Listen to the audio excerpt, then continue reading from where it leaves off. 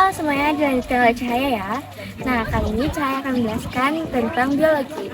Pada kali ini, biologi yang saya ambil adalah temanya ekosistem.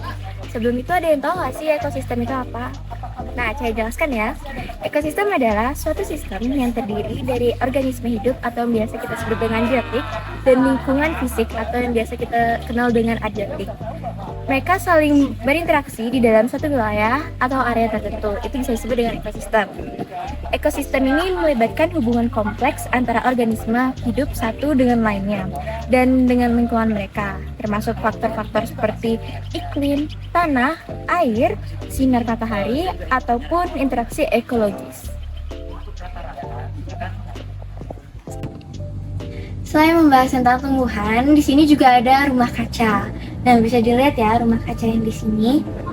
Apa itu rumah kaca? Rumah kaca atau yang biasa disebut dengan rumah hijau atau greenhouse adalah sebuah bangunan di mana tanaman dibudidayakan. Sebuah rumah kaca ini terbuat dari gelas ataupun plastik. Dia menjadi panas karena radiasi elektromagnetik yang datang dari matahari memanaskan tumbuhan, tanah, dan barang lainnya yang ada di bangunan ini. Nah, banyak sayuran dan bunga yang dikembangkan dibudidayakan di rumah kaca pada akhir musim dingin atau musim semi, yang kemudian dipindahkan keluar begitu cuacanya menjadi hangat.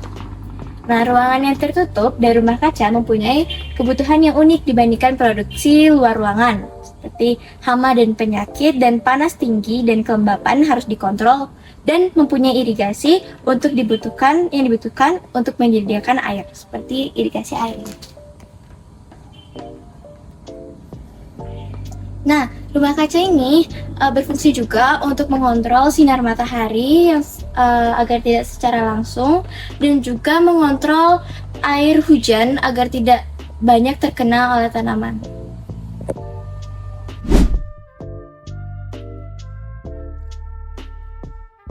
Nah, setelah kita melihat ekosistem yang ada di kampung Bimbo ini, Cahaya ada pertanyaan. Oke, silakan. Kira-kira ada berapa jenis tanaman atau sayur sih yang ditanam di kampung Bimbo ini? Mungkin kalau kita berbicara jenis sangat banyak. Ya, banyak sekali jenisnya karena yang pertama misalnya kampung itu adalah salah satu concern terhadap salad. Kalau kita berbicara salad, itu berbicara jenis makanan yang memang cocok untuk salad. Yang jelas kita ada 12 item aneka makanan jenis untuk salad. Ya, banyak. Ada rucola, ada lettuce, ada selada keriting, ada semuanya semuanya ada di sini. Jadi kalau banyak. Kopi juga ada. Oh iya, ada juga. Hmm. Kira-kira perlu waktu berapa lama untuk menanam sayur yang ada di sini? Sebenarnya variasi ya untuk tanamannya. Rata-rata. Ya, rata-rata. Kalau kita lihat dari prosesnya kan, tadi kita lihat dari proses pembenihan, pembibitan, penanaman, itu mungkin bisa sampai di 3 bulan sampai 6 bulan ini kita bisa mulai tanam. Tapi buah.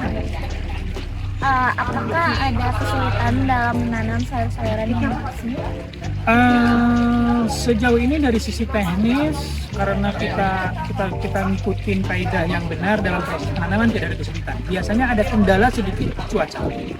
Karena kalau di daerah Binodo ini terkadang hujan dan terus-terusan turun atau tiba-tiba angin yang besar. Nah, itulah kita yang harus ngikutin trennya dari iklim itu sendiri. Nah, lalu apakah ada efek dari faktor biotik atau abiotik yang mempengaruhi menanam sayur? Oke, kalau proses biotik kan khususnya yang hidup ya, Ya. pastinya dampaknya positif sih. Kalau biotik ya, pengaruh dari biotik karena kan kita konsen ke organik, bahkan dari pupuknya pun kita pupuk organik. Jadi kita lebih banyak ke biotik. Kalau abiotik kita jarang kita menggunakan bahan kimia. Gitu. Kalau gitu. Yang terakhir, apakah ada hama atau serangga yang menghambat proses panennya di sini? Betul. Nah, kalau di mana-mana yang namanya hama itu pasti ada. Kalau tergantung kita mensiasati dari itu. Tapi biasanya ulat itu selalu ada, terus ada beberapa yang kita tinggal pintar-pintar untuk mensiasati dari Oke, Makasih. terima kasih.